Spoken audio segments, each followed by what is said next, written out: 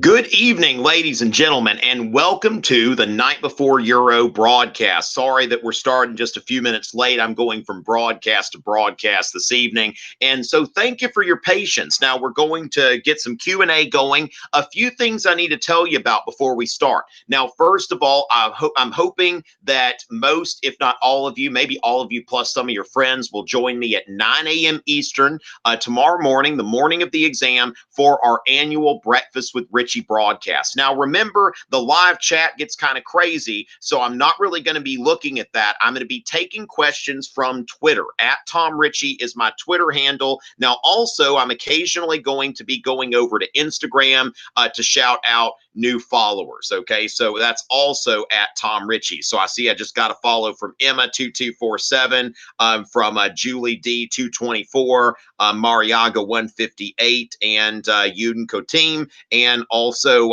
tap Tarambe for a 5. Okay, double tap Tarambe for a 5, ladies and gentlemen. And so yes, we got a few. Nay la la la, Abby S7703, and we'll do this every once in a while. Okay, so we're going to do this. We're going to shout out a little bit, and also remember, when you take the exam, our kind of joke or gag for the exam, somewhere on your DBQ or LEQ, you can write "Let's get this bread" and cross it out. That's our exam joke. Okay, tell your friends; it'll be fun. The readers will be amused. Okay, now let's get this bread. Also, there are some variants of this. Some people are saying obtain the grain. Others are saying yeet this wheat. Okay, so yeet. Okay, so as far as that goes, ladies and gentlemen, we've got Breakfast with Richey going tomorrow at 9 a.m. and it's going to be great. Now, also, I want to bring to your attention, and that's in the description, that I'm going to be doing a premium art review at 10 p.m. Eastern tonight. So if you want to be part of that review, that's a small group review. We get straight to work. It's not like these big public sessions where we've got a lot of shout outs and stuff like that, because that's what a lot of people want right now. These things are fun. But in the art review, it's a premium review. We're going to get straight to work. Okay, so there's some information about that in the description. So go ahead and take a look at that if you want to join us at 10 for our premium art review, where I'm going to go into the major art movements in European history. So you don't want to miss out on that. Now, also, right before I go to Twitter, that we want to remember that I've got the Romulus app, which this is something. It's just a little $2.99 app. It doesn't work miracles. I'm not saying that it does. It's not going to give you stimulus-based questions. Think about it. An app with stimulus-based questions would be unwieldy. What the Romulus app is about is it's just a trivia app that is, it's got hundreds of questions, just reinforcing the kind of trivial knowledge you'll need, not so much for the multiple choice, even though that's a background, but more for the SAQs, the DBQ, the LEQ. So if you want to, if you want to check that out, that's on the App Store right now, and it's currently number 2 in education. Hopefully it gets to number 1 in education. And if you find it useful, give it a good review. Okay, that would be awesome. But the Romulus Euro app is on the App Store and it's at Google Play. It's only $2.99. It's the sort of thing, one of our taglines is prepare now. So if you're just sitting there kind of waiting for the exam to start before you have to give up your phone, it's something. Let me go ahead and go into the age of absolutism and answer some questions here. Make sure that I've got that in my head. Repetition is the mother of learning. So ladies and gentlemen, I need to get an app plug in there, right? That's always a good thing to do here. So with that, ladies and gentlemen, let's head over to Twitter and let's see what our questions are looking like. Okay, let's see what our questions are looking like. And it looks like also my friends at Romulus are tweeting. Okay, so my friends at Romulus are tweeting questions. If you want to see an indication of that, at Romulus EDU, I have just retweeted something there. After World War II, several Nazi war criminals were convicted of crimes against humanity as a result of the what trials? And this addresses, like, when you're writing the essay and you're like, wait, what was that again? A lot of times you have trouble remembering that specific knowledge. Okay, so a shout out to Miss Martin's class, please. Let's get this bread. Now, Also, remember that what we want to do here is we want to make sure to use the hashtag Let's Get This Bread when you're asking questions. Now, another thing that would be appreciated if you're putting a period in front of @TomRichey, so it's not just going to me, that it's going to Twitter. So the thing is that priority is going to go to tweets that actually, like, they don't have my @ mention at the very front, and they've got the hashtag Let's Get This Bread. If you want to include the AP Euro hashtag, that's good too. Let me go ahead and switch. Let me see if I can switch mics here. Okay, I'm just going to run in here real quick, and I'm going to switch to my Yeti microphone. Okay, so we're going to go.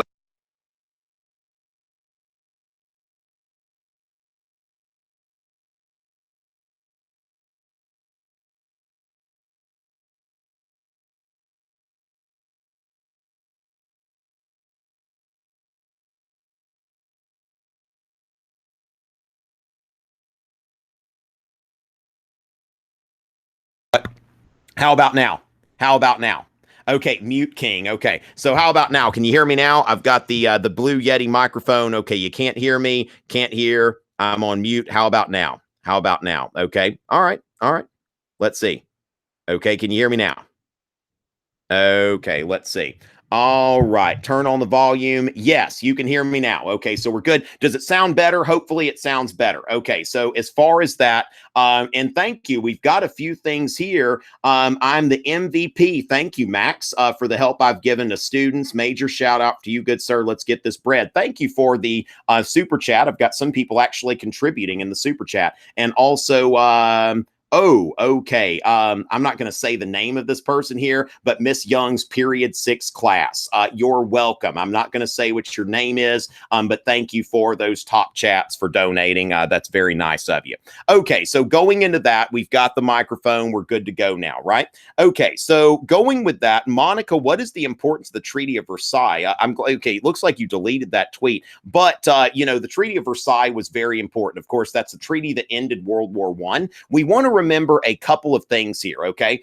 So we want to remember, first of all, that you've got the 14 points. Remember that Woodrow Wilson, we see that the United States comes in here, and Woodrow Wilson, you know, comes out with the 14 points, okay? So comes out with the 14 points, and these are freedom of the seas, self-determination of peoples, open treaty negotiations, reduction of arms, and a League of Nations. So you don't have to go through all the 14 points, but to get those points in there. Now, the Treaty of Versailles began with the 14 points, but the United States hadn't really lost anybody in the war in comparison with the British and the French, okay? So in comparison with the British and the French, the United States barely lost anybody, and the French wanted blood.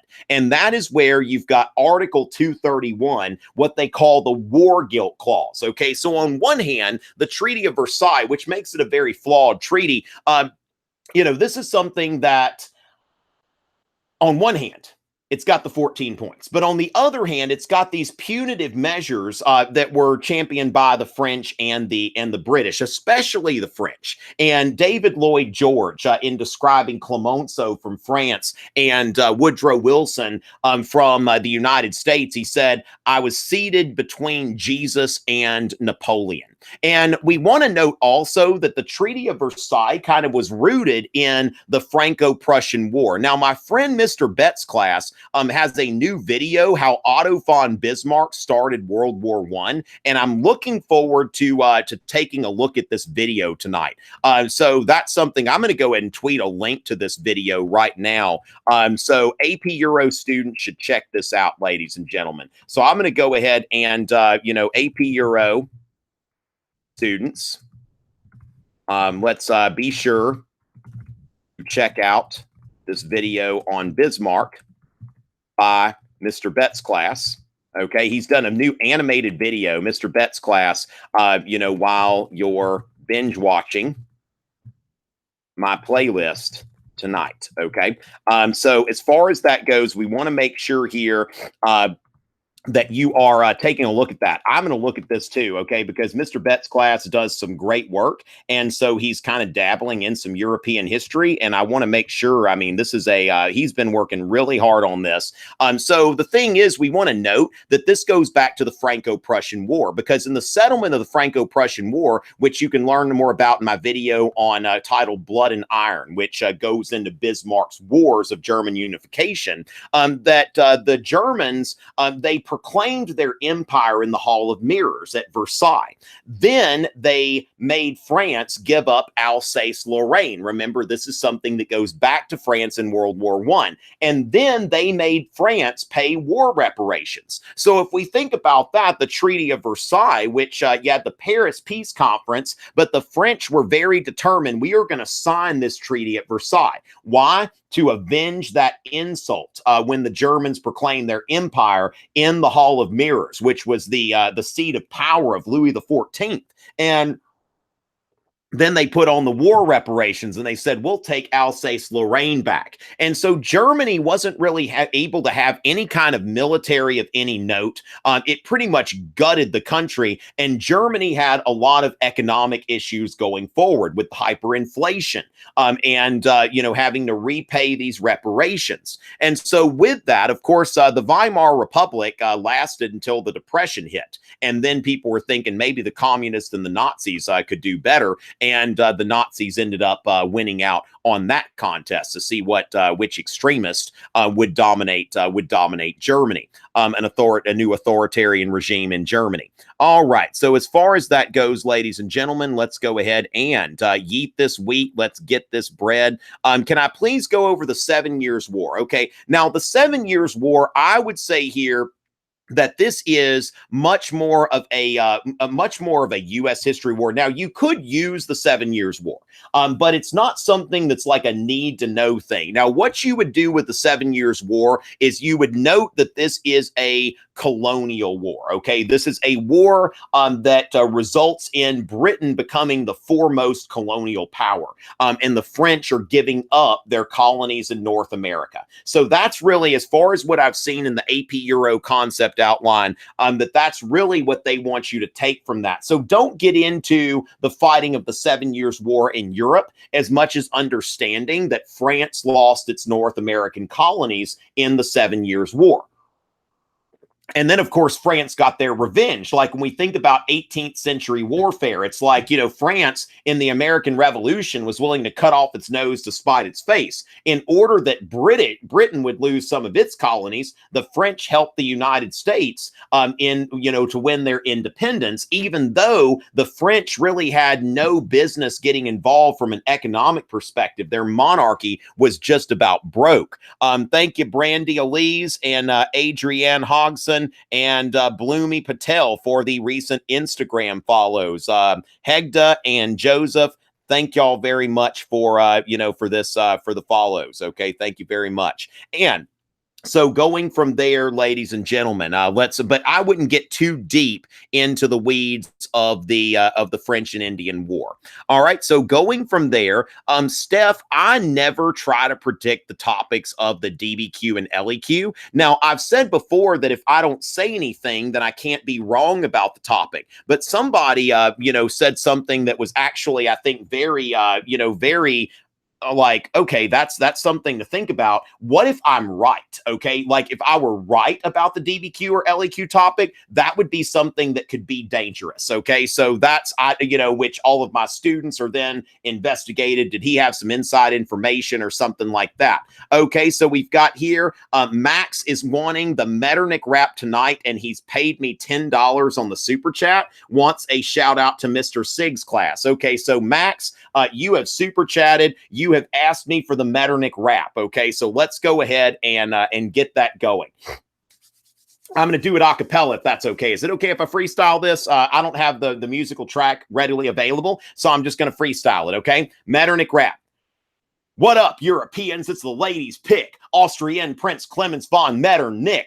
aristocracy's savior. I'm the man of the hour. Gonna carefully restore Europe's balance of power. Eating nationalists for breakfast, liberals for my dinner. Gotta be conservative if you want to be a winner. I'm the coachman of Europe, so you better hold your horses because all the great powers are about to join forces. Napoleon thought he was too big for Elba, so we put him on a boat straight to St. Helena. Threatened European peace, so we set him adrift. Shake the French Revolution off like Taylor Swift. Come on, Talleyrand, take a seat at the table because Europe needs a France that is strong and stable. I don't...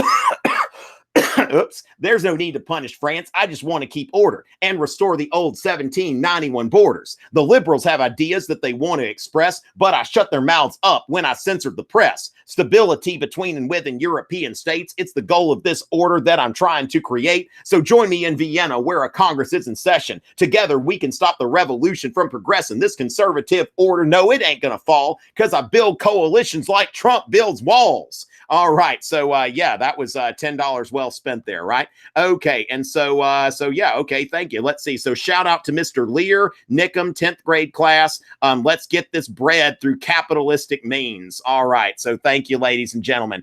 Some of these top chats I'm missing for whatever, you know, some of them kind of come and go because the chat's moving very quickly. So if you gave me a top chat and there's something that I owe you later, just let me know, and I'll make it up to you sometime. Okay, but thank y'all for those top chats. That's very kind of y'all. Okay, so going from here. All right. So Jonathan Cho, ready to get this bread. Let's get this bread. All right. Now, one thing I'd note, Katie, I don't know about the Crimean War contributing to World War I, but the Crimean War is at the very beginning of the Second Industrial Revolution. Remember, that is a modernizing war that you've got basically with Alfred Lord Tennyson's The Charge of the Light Brigade, cannon to the right of them, cannon to the left of them, cannon in front of them, volleyed and thundered into the Valley of Death. Rode the 600. Sorry, that hasn't been my best recitation of that. But you've got this cavalry charge, and then you're dealing with that we're starting to see like modern warfare technologies as well. So this is a modernizing war. Mainly, we want to know the cause being that the Russians were trying to go into Crimea. Sound familiar? When the Turks, the Ottomans, which later the Turks, but the Ottomans were losing, influence in that area. Remember the sick man of Europe. Now, Britain and France are like, and it's a balance of power war. And then after the war, Britain decides, you know what, the whole Charge of the Light Brigade thing, it was an idiot aristocrat officer who paid for his commission. So the British stop selling military commissions and it becomes more of a meritocracy.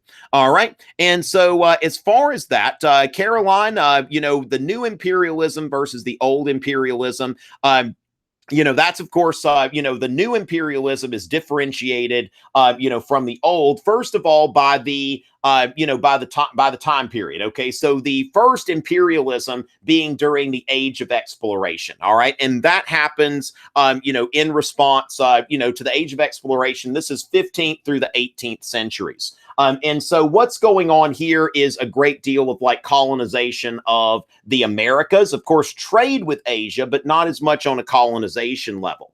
Then when you look at the new imperialism, we see that the backdrop here is the Second Industrial Revolution. When we think about the new imperialism, we're looking at a massive technology gap. Now, of course, you had a technology gap in the 16th century as well between Europe and the Americas, but a massive technology gap. So you want to make sure that anytime you're talking about the new imperialism, I think noting the Second Industrial Revolution in the background, depending on the prompt, okay, because contextualization isn't about the topic, it's about your thesis. But depending on the prompt, the Second Industrial Revolution can make a good contextualization piece for an essay on the new imperialism, okay? Now, of course, both of them resulted in a greater amount of trade and consumerism and a fascination with exotic goods. So that's something that you would want to note as well. Okay, so as far as that goes,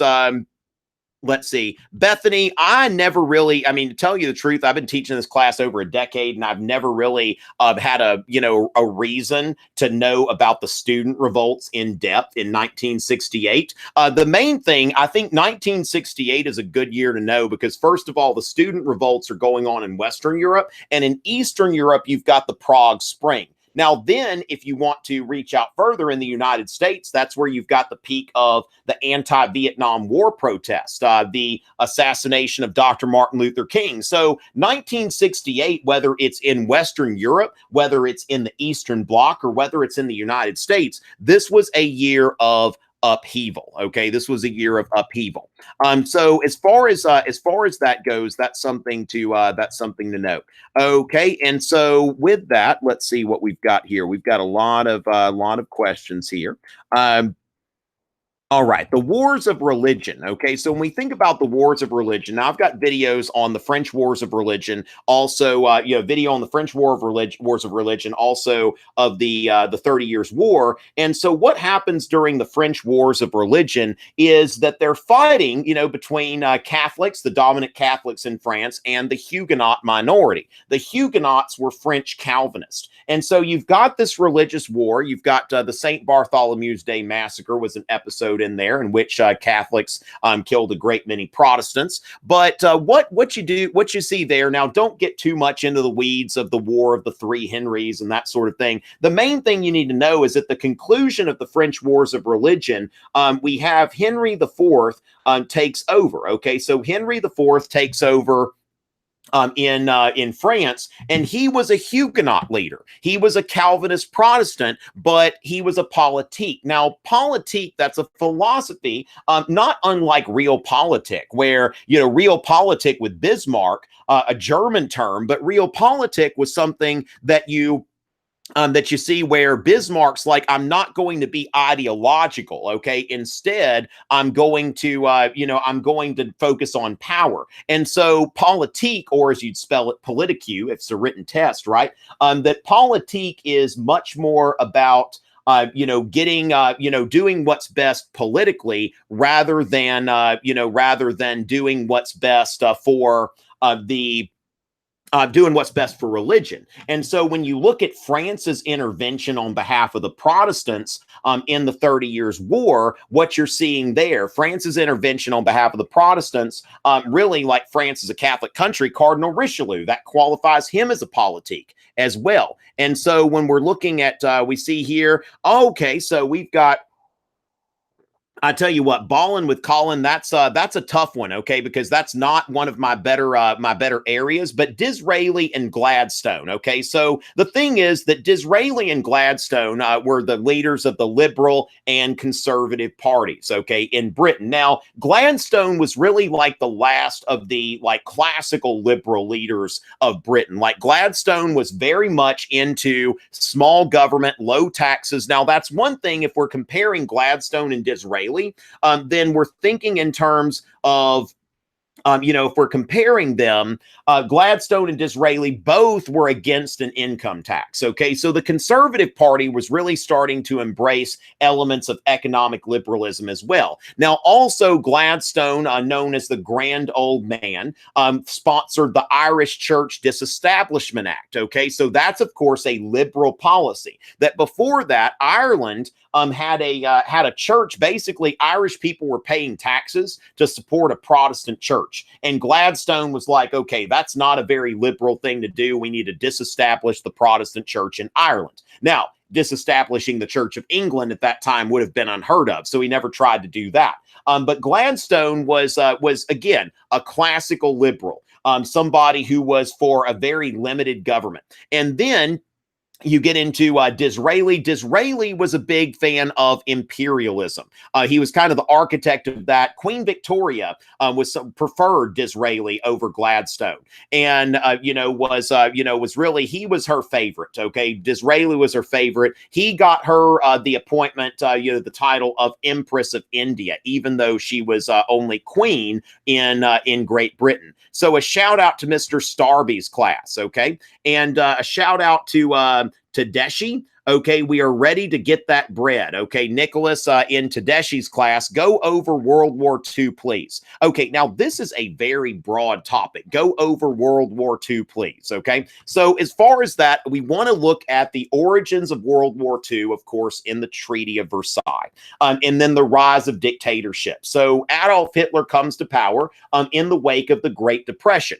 Now, Germany, remember, according to the Treaty of Versailles, Germany was not able to militarize at all. They were not allowed to have a military to speak of, really of anything. Like, the other countries are agreeing to reduction of arms and to the reduction of arms and to only have what's necessary for defense. Germany really didn't even have a military that was capable of keeping order. Like, Hitler's beer hall putsch, in certain situations could have been a success. That Germany, their military was gutted. Okay. So Germany really had no military to speak of. And then Hitler, of course, starts secretly rearming. And then later on, now, of course, he occupies the Rhineland. Now, remember that there was, first of all, when you think, why didn't Britain and France do more?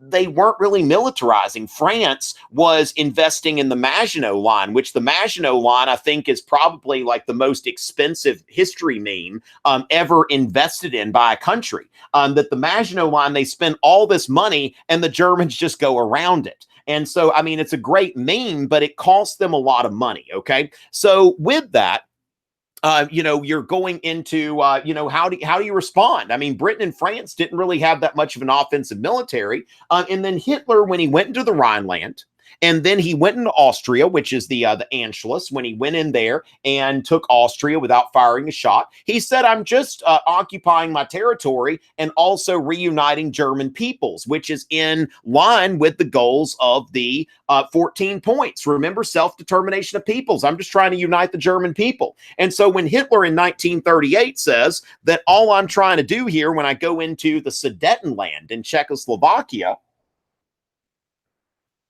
he's saying that, I'm, all I'm trying to do is go into the Sudetenland. I'm not going to try to take all of Czechoslovakia. Of course not. I just want to unite the German people. I want to unite German-speaking peoples under one government. And so really, the European powers, the Allies, are still very war-weary after World War I, and they're trying to do anything they can to avoid a war. So the Munich Agreement is the example of appeasement. Okay, so the Munich Agreement, this policy of appeasement, that is basically this idea. Now, what Chamberlain did in a lot of cases might have worked. Okay, if you don't have the benefit of hindsight here, and so Chamberlain went back and wanted peace for our time.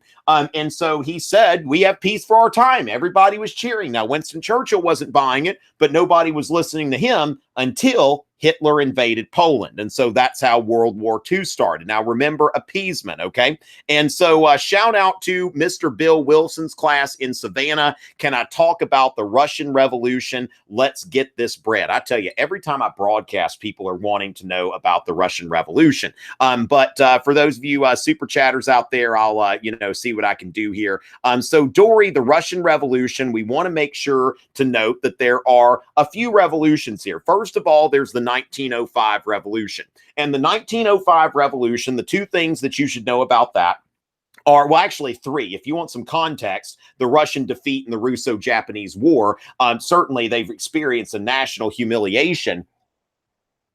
And then there's Bloody Sunday. There's this workers' protest where the Tsarist troops just open fire on the, they open fire on the, on the protesters, and a lot of people get killed. And there is a popular outcry. There's a public outcry against Nicholas II and his regime. And so from there, Nicholas II signs what's called the October Manifesto.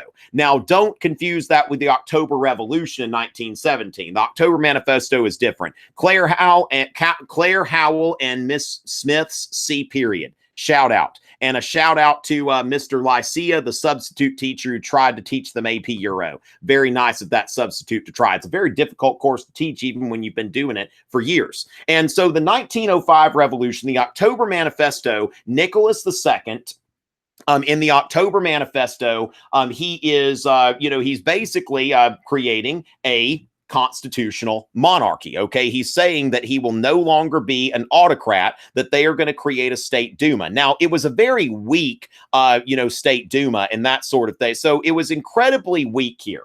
okay, that it's not like he's really creating like something that's going to limit his power. Like the Tsar had a full veto on anything that the Duma did. But you saw in 1905 the creation of a constitutional monarchy. Now in 1917, you've got two revolutions, okay? Like the Count on Sesame Street. Two revolutions. Ha ha ha ha ha ha ha. You've got the so-called March Revolution, which was when Nicholas II abdicated. So during World War I, there was enough outcry against Nicholas II. He abdicated. Okay, he gave up the throne and just he yeeted. Okay, and he's abdicating, and so there will be now basically a democracy. The provisional government was formed, and the provisional government didn't stop fighting World War I, and that was a problem. They never really were able to get on their feet, and then all of a sudden they're Lenin and the Bolsheviks and the Bolshevik Revolution in 1917.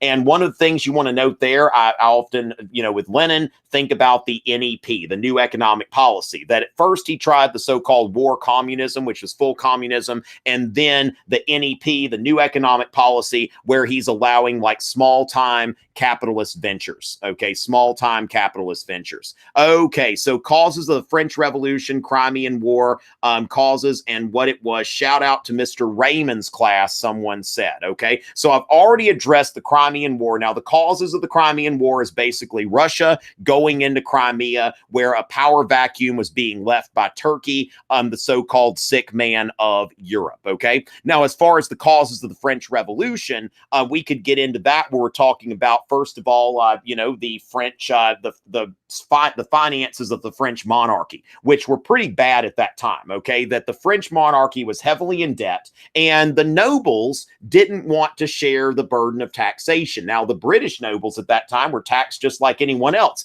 But remember, the French nobles were exempt from the tile, which was the so the tile was a tax that was basically a head tax. The French nobles didn't have to pay it, okay? So they didn't have to pay the tile. So that's what's going on there in terms of the finance of the French monarchy. Also, we could think about Enlightenment philosophy as well, that this is something that in the philosophy and the Enlightenment, especially Rousseau, who in the Social Contract talks about, setting up a radical democracy. Shout out to Mr. Guilin's class. And so with that, when we get into that, we see the Enlightenment is another possible thing there, and especially the philosophy of Rousseau, which I'll talk about more in the art review. Okay, the art review is not going to be just art, but it's going to be putting art in a context. Now, in the description, there is a link to the premium art review, which will start at 10. So make sure if you're interested in that, to go ahead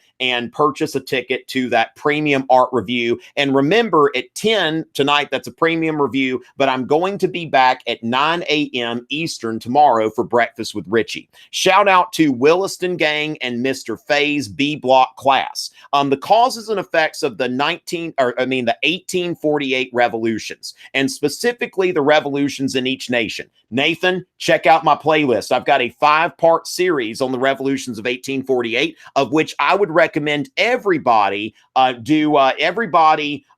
watch the first part, because the first part goes into the major stuff there. Okay, so the major stuff, in the first part, and the second and third and fourth and fifth parts, they break it down into national revolutions. Shout out to Miss White and the boys at Kings Park High School, New York. Let's get this bread, comrades. Soviets,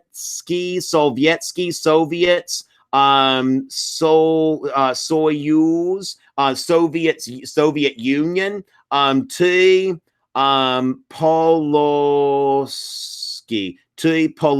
I don't know what Polosky means. Nie poнимаю, but Russian to English. Let's see, I can read it. I can't tell you what it says. Your stripes, whatever. I don't know exactly what's going on there. So the revolutions of 1848, I would definitely refer you to that first video. And if you're curious about what's going on in each individual country, look in those videos on that playlist. Okay. So with that, shout out to Dr. Seiler's class gets a shout out. Shout out to Mr. Rodriguez class from Doral Academy. Thank y'all so much, Doral Academy. Ryan, for helping me out there. Now, remember, we've got some more people watching us now. So let's remember that I've got an app. It's a trivia app. It's a simple trivia app. The questions, it's not trying to help you with multiple choice format. Stimulus-based questions, go to Albert.io and look those up, okay? They're great, but they're a lot more than $2.99. These are trivia questions that are designed to get you, anywhere. You're just sitting there with your phone, and you can just open up any topic you want in European history and review it, okay? So for $2.99, it's currently number 2 in education. Let's try to get it to number 1. It's at both the App Store and at Google Play. And if you find it helpful, because it's just reinforcing the knowledge you're going to need for your LEQ, SAQs, DBQ, just keep that in mind. And if it's helpful to you, give it a good rating. I would love to see a good rating if it's helpful. And so that's there. Now, also, ladies and gentlemen, remember that the art review, okay, is going to start at 10, and there is information on that in the description for the video. And that'll be like a good 90-minute review. You're going to get some good stuff. It's not going to be consumed with shout outs and all of that kind of stuff, that it's going to be much more focused on let's go ahead and get to work. Okay, that's going to be the substance of that review, is going to be let's get to work. Okay, so with that, let me go ahead and I want to go back to Twitter, but these super chatters are really getting me. Okay, yeah, I think I've already gone over that one. Mr. Cribb and Miss Morello's class, let's get this let's get this bread. Sorry. Can I explain the Treaty of Woe? Sure. Okay. So the Treaty of Woe. Okay. I need to come up with a story about that. When was the Treaty of Woe signed? I'll have to look at that. Okay, so the Age of Anxiety, shout out to Miss Manassian's second period class. Okay, very good there. And also Mr. Johnson's third period class. Let's talk about the Glorious Revolution tomorrow, Euclid. That will be one of the things that I typically emphasize on the day of the exam. Now, the Age of Anxiety, I think y'all are probably using the McKay text. It's actually a poem that was written sometime in the 20th century. I think a very long poem, maybe book length. But as far as that goes, you're thinking about the time after World War I, where a lot of things have kind of failed. Before World War I, there was the uncritical acceptance of technology. Oh, that's funny. I don't know. Was I even in Endgame? Was Matt Damon in Endgame? I don't know. Somebody asked if I died at the end of Endgame. All right. So the Age of Anxiety. This is this time after World War I, where people are doubting a lot of assumptions they'd come in with. Okay, so for example, before World War I, this idea that of the Enlightenment, that technology is always good, that it can be uncritically accepted. That when we think in terms of progress, that we're constantly making progress. The world makes sense. Society makes sense. We're constantly going in a forward motion. And then, of course, we've got all of these new technologies of the Second Industrial Revolution. And then we use all of these technologies to kill each other in a war that had been unlike any previous war. So this is something that has got a lot of people, thinking in terms of, what is it that we've got to look forward to? What is it that we can trust? And so, although there'd been Freudian psychology and existentialist philosophy, Nietzsche and Freud had been around before World War I, but a lot of people start reading Nietzsche, that it's maybe we need to start thinking about what our values are. Is there any sort of, isn't there really any such thing as objective truth? Or is everything subjective? And you start to see that even with art movements and stuff. So for example, with Dada, where somebody's okay, let's think about redefining what art is. That it's no longer trying to represent reality, but just kind of to manipulate reality and maybe even make nonsense. Oh, here's a urinal. I'm going to turn it on its side, and then I'm going to autograph it, and I'm going to call it a fountain. Get it? A fountain. Ha, ha, ha, ha, ha. That Dada is not supposed to make sense. That's why it's called Dada, okay? Because it's da da da da da da da da da da da da.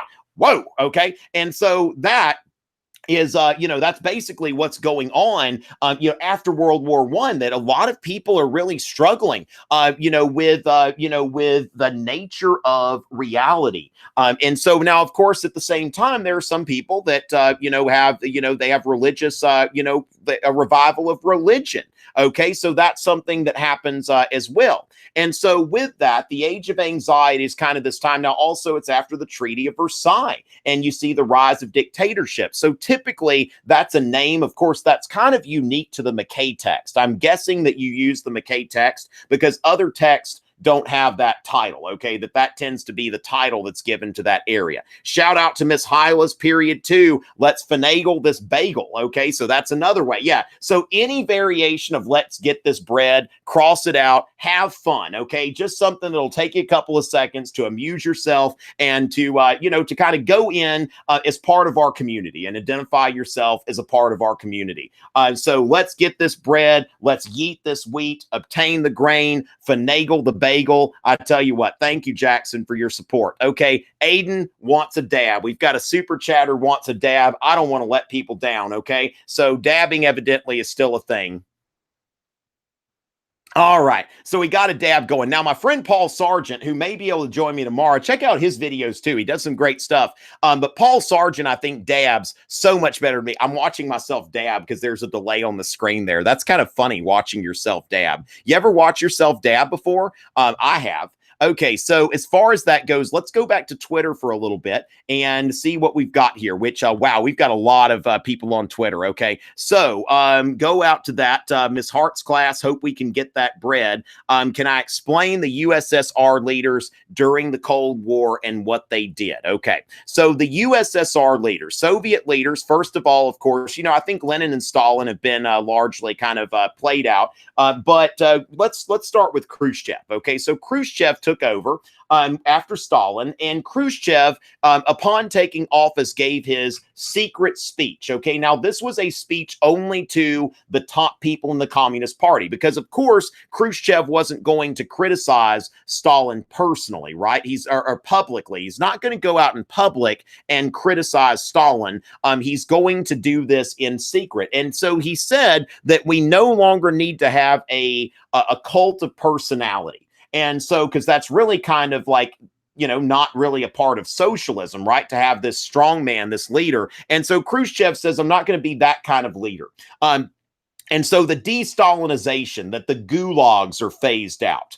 So that's something that you see with Khrushchev. Now, of course, also Khrushchev is the premier, where you've got the Berlin Wall, the Cuban Missile Crisis. Brezhnev, okay, the main thing you want to know about Brezhnev, who takes over after Khrushchev, who's largely there in the 60s and 70s, is the Brezhnev Doctrine, okay? The Brezhnev Doctrine was a doctrine that is the Brezhnev Doctrine is basically saying that if there is a country in the Eastern Bloc that looks to be, running against the interest of socialism, that it is something that all socialist countries are concerned about. So basically what he's saying here, this was in response to the Prague Spring, where in Czechoslovakia, they put a liberalizer in charge, okay? They elected a liberalizer, somebody who was talking about, I believe, if I'm not mistaken here, socialism, if I want to make sure, yeah, socialism with a human face, okay? So basically, we want to kind of liberalize, in some ways, probably not unlike what Mikhail Gorbachev does later with Glasnost and Perestroika, but socialism with a human face. And so that Brezhnev says, basically, when an Eastern Bloc country tries to liberalize, then we're sending in the military. And of course, there's Gorbachev, who sees like, gosh, this thing is on its last legs. We got to do something to strengthen the system. And he comes up with the ideas of glasnost and perestroika. Glasnost, openness. I think of this like glasnost, okay? Glasnost, which you think about when we're thinking about glass, you can see through it. Perestroika, restructuring. Stroika, structure. And so basically with this openness, he's allowing people to criticize the government, which, he's thinking, because criticism, it makes you stronger, right? Like when your teacher criticizes your DBQ or LEQ, you become a better writer. But what Gorbachev wasn't taking into account was that the criticism is going to get like, whoa, like, like, whoa, okay? Or can you do a whoa, like slow, like, whoa, okay? The criticism was getting really heavy, and they weren't too crazy about this system. The system had a lot of stuff wrong with it, and so Gorbachev's reforms, even though they were intended to save the system of communism, it ended up kind of accelerating its decline, okay? Ended up kind of accelerating the decline. And so with that, that's really kind of a neat rundown of Soviet leaders, okay? So as far as that, now the 19th century isms, okay? Now that's, what you should focus on is really dependent on what's on the exam. The exam is not comprehensive. The exam will probably cover about 20 topics or so when you take into account that there are probably going to be about 12 to 15 topics covered on the stimulus-based multiple choice. And then you've got the DBQ, the LEQ, and 3 SAQs. So you're talking about maybe about 20 topics. So the isms that you need to focus on, we don't know until you see the exam. So what I would do, I would take a look at my 19th century isms video and think about the key parts of, liberalism, nationalism, especially, in terms of classical liberalism. And remember, take out any ideas of liberalism from the United States, because that's not really going to help you understand European economic liberalism. I will talk about the 19th century isms some more, Andrew, at the Breakfast with Richey tomorrow. Okay, we will do so at the Breakfast with Richey. Okay, so with that, let's see. Delta 901. Can I shout out to Miss Dartry and Olaf South? And can I go over the age of absolutism? I'll do some absolutism tomorrow. Okay, so there are some things like at the Breakfast with Richey tomorrow. I get into in terms of there are things like I want to get the absolutist. I want to get like the Stuarts and the Glorious Revolution, the English Civil War. I want to hit the French Revolution tomorrow. I want to hit the dab, right? I want to.